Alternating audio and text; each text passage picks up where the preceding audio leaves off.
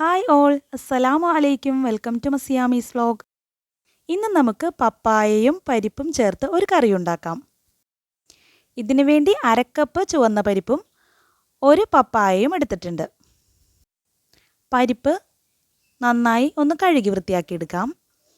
പപ്പായ തൊലി കളഞ്ഞ് കഴുകി ക്യൂബ്സായിട്ട് കട്ട് ചെയ്തെടുക്കാം. പരിപ്പും പപ്പായയും കുക്കറിലിട്ട് ഒന്ന് കുക്ക് ചെയ്തെടുക്കണം. ഇതിനു വേണ്ടി പപ്പായയും പരിപ്പും കുക്കറിലേക്ക് ഇട്ട് കൊടുക്കാം. ഇതിലേക്ക് 4 പച്ചമുളക് ഒന്ന് സ്പ്ലിറ്റ് ചെയ്ത ശേഷം ചേർത്ത് കൊടുക്കാം. ഇതിലേക്ക് ആവശ്യത്തിന് ഉപ്പ്, 1/2 ടീസ്പൂൺ മഞ്ഞൾപ്പൊടി, 1/2 ടീസ്പൂൺ മുളക് പൊടി എന്നിവ ചേർത്ത് 2.5 കപ്പ് വെള്ളം കൂടി ചേർത്ത് കൊടുത്ത് അടച്ച് വെച്ച് 2 വിസിൽ വരുന്നത് വരെ കുക്ക് ചെയ്തെടുക്കണം.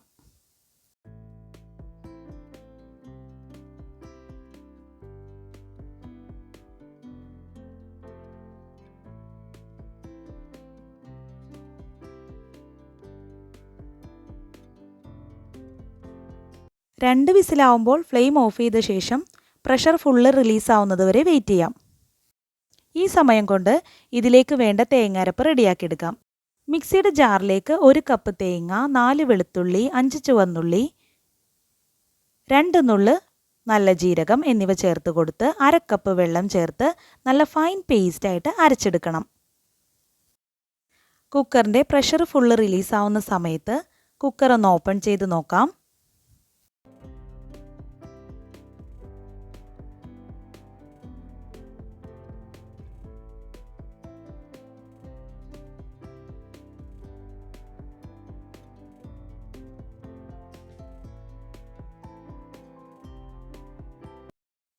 മസൂർ ദാലും പപ്പായയും 2 വിസിൽ കൊണ്ട് തന്നെ നല്ലോണം വെന്ത് കിട്ടും.